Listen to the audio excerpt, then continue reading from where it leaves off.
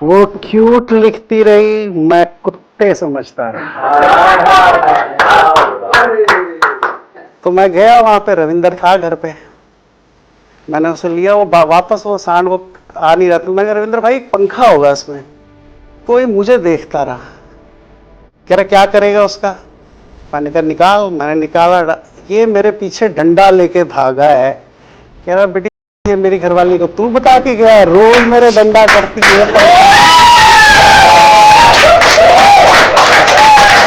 ये 2 साल से मेरे पिछवाड़े में पंखा कर करके इसने जख्म कर दिए हैं। मैं आइडिया कौन देके गया इसको।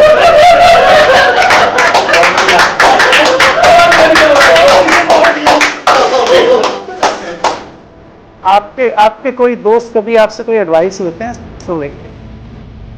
मेरा एक दोस्त है, वो लेता है, वो पूछता है कि मोटा किने करा। तो मैं क्या एक काम किया कर, 10 लाया कर, एक ऊपर पहन और 9 के ऊपर।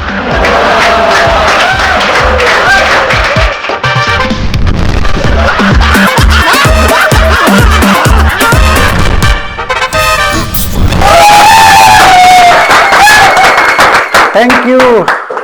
वो क्यूट लिखती रही, मैं कुत्ते समझता रहा। इंग्लिश आना बड़ा जरूरी है।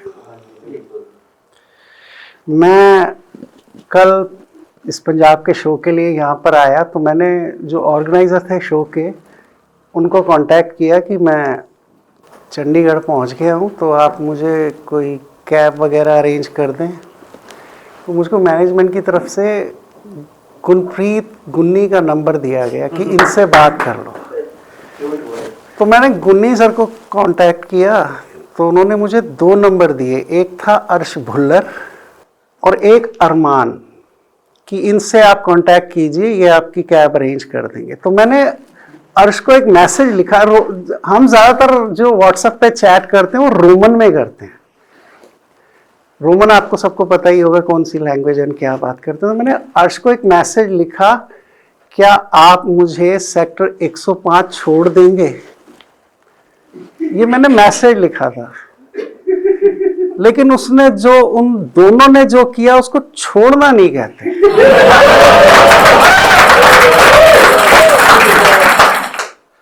और भाई वैसलीन तो रख लिया करो गाड़ी में यार।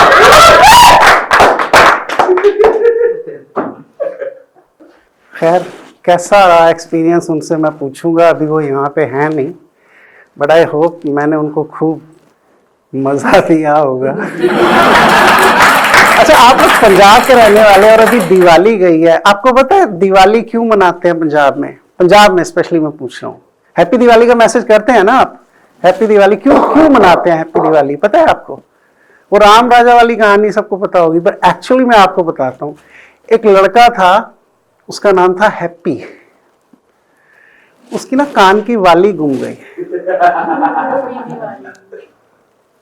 तो उसने सबको बोला यार देखो इधर में कहीं मेरी वाली तो नहीं गिर गई, मेरी वाली। पंजाबी में उसने बोला, तो एक लड़के को पीछे मिल गई। वो कहता है कि दिवाली है, वो कहता है happy Diwali, happy Diwali, happy Diwali. तो पंजाब के लोग तब से ये हैप्पी दिवाली हैप्पी दिवाली, फिर वो उसमें कहानियां जुड़ी हैं, लोग इधर उधर की कहानियां बनाने लगे। खैर उसमें क्या जाना।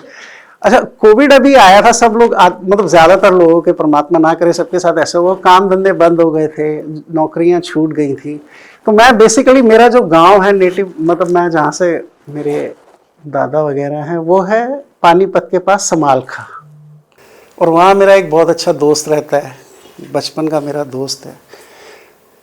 तो गांव में मैं काम करता रहा, थोड़ा घूमने फिरने की आज़ादी थी, इधर उधर चले जाते थे, इतना फील नहीं हो रहा था। तो हमारे गांव के जो लोग हैं वो जानते हो, जानवर वगैरह पाले होते हैं घर में, तो एक गाय हमने पाली हुई है। और जो गांव के लोग हैं वो समझते हैं गाय को हरी कराना, समझते हैं आप हरी कराना?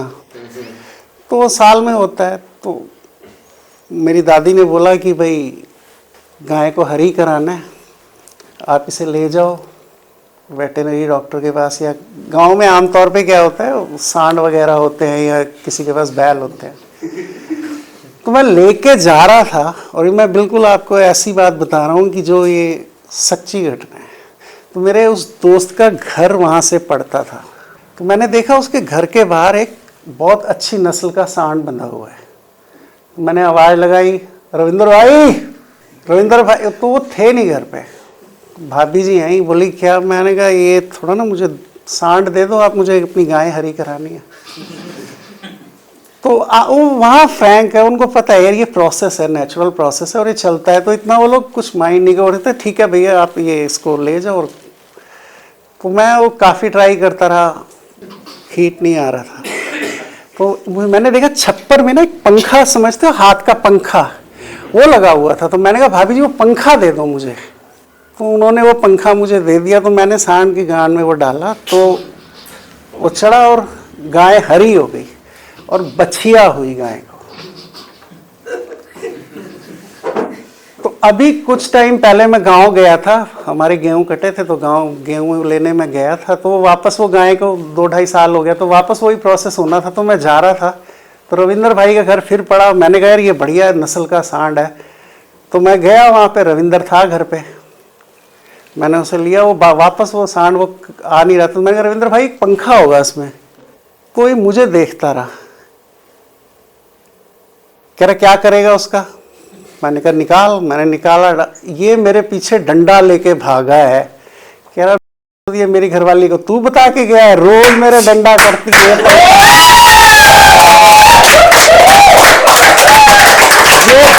ये साथ से मेरे पिछवाड़े में पंखा कर करके इसने जख्म कर दिए हैं। मैं आइडिया कौन देके गया इसको?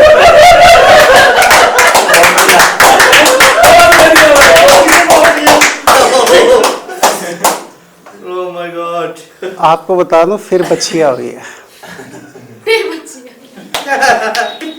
रविंद्र की गाएगी।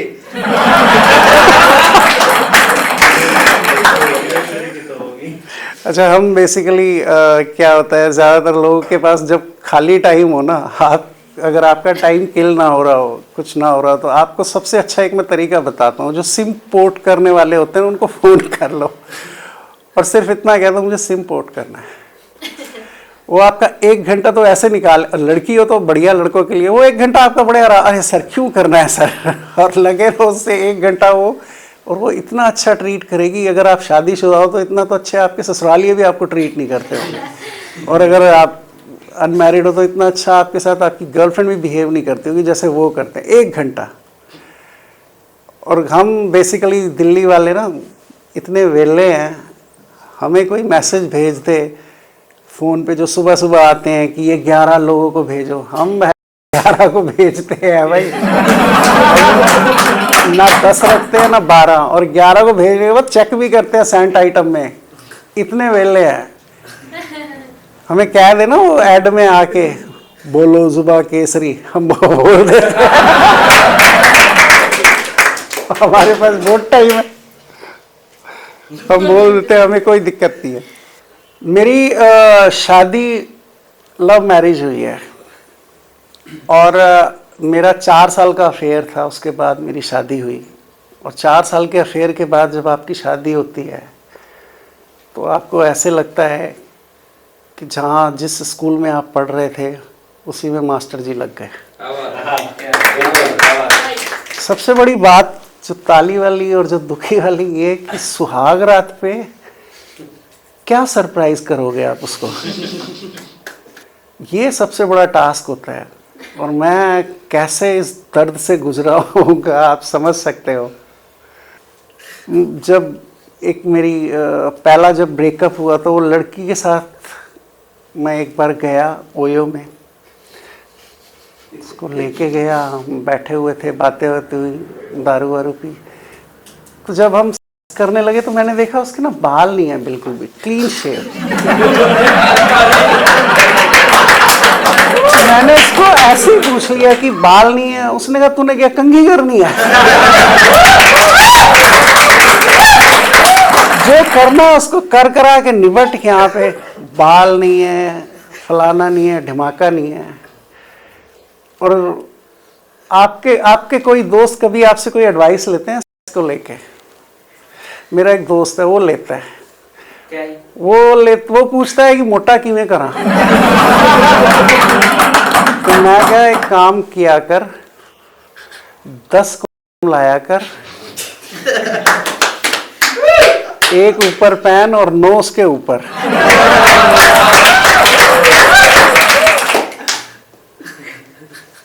बहुत मजा आएगा। मेरे 2-3 दोस्त हैं और एक उनमें से दोस्त है वो ना बीमा एजेंट है, और वो LIC वाला बीमा नहीं करता। एक तो होता है लाइफ इंश्योरेंस वाला बीमा, एक फंड वाले बीमा होते हैं। ये बड़ा अजीब ही करता है, ये पता नहीं मुझे सच में करता है, मेरा चुटिया काट रहा है। मेरे को इसने फ़ोन किया कि अपने का बीमा करा ले। ये मैंने सुना नहीं है आज तक। तो कहता है अब शुरू हो गया यार, अब सिस्टम बदल रहा है, सब कुछ हो रहा है ऐसा। और उसने मुझे एग्जाम्पल दिया कि अमिताभ बच्चन ने अपने बालों का बीमा कराया हुआ है।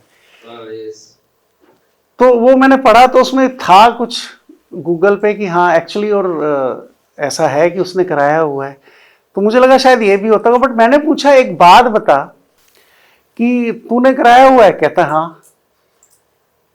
तो मैंने कहा इससे फायदा क्या है? वो कहता है अगर इसमें जो बीमा जिसके नाम होता है अगर उसका खराब हो जाए या खड़ा ना हो तो हम सेवा देते हैं। तो मैंने कहा तू एक काम कर, तेरा प्रीमियम मैं दूंगा, तू अपनी वाइफ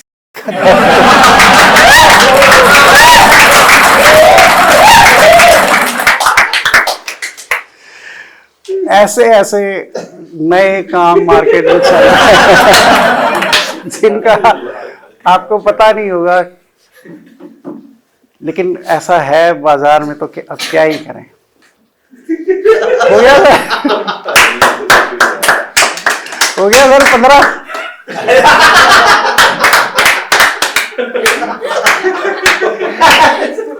मैं बताता हूँ 15 का लॉजिक क्या है। जब मैं यहाँ पे आया पंजाब में, इस फ्लोर पे आया, तो मुझे जो ऑर्गेनाइजर्स थे उन्होंने एक मीटिंग की मेरे साथ, और उन्होंने बताया कि आपका जो कंटेंट है वो एटलीस्ट 15 मिनट चले।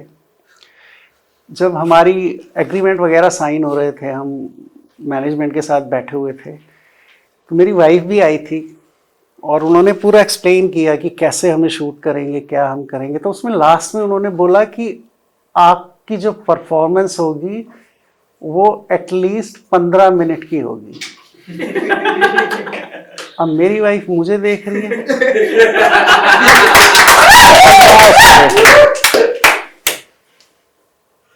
तो मैंने कहा परफॉर्मेंस की बात कर रहे हो? कह रही मुझे पता है परफॉर्मेंस की बात कर रहे हैं। तो मैंने कहा फिर? कहती वापस चलो, नहीं हो पाएगा। मैंने कहा तुझे कैसे पता? कहती है एक्सपीरियंस भी कोई चीज होती है। Thank you very much guys, this was Atul. मैं इस प्लेटफॉर्म से एक रिक्वेस्ट करूंगा, जितने भी न्यू टैलेंट हैं जो कॉमेडी में अपना टैलेंट रखते हैं या इस प्लेटफॉर्म को यूज़ करना चाहते हैं, आप एक्सेल को कांटेक्ट कीजिए, इनकी टीम को कांटेक्ट कीजिए। हर सैटरडे संडे ये लोग ओपन माइक्स करते हैं, इनकी टीम आपको मौका देगी। बहुत बड़ा प्लेटफॉर्म है, बहुत बड़ा चांस है। जितने वीडियोस हैं हमारे एक्सेल की यूट्यूब पे, उनको लाइक कीजिए, सब्सक्राइब कीजिए, इंस्टा पे फॉलो कीजिए। ऐसा लाफ्टर, इस तरह का टैलेंट आपको देखने को मिलेगा। Thank you so very much guys, God bless you.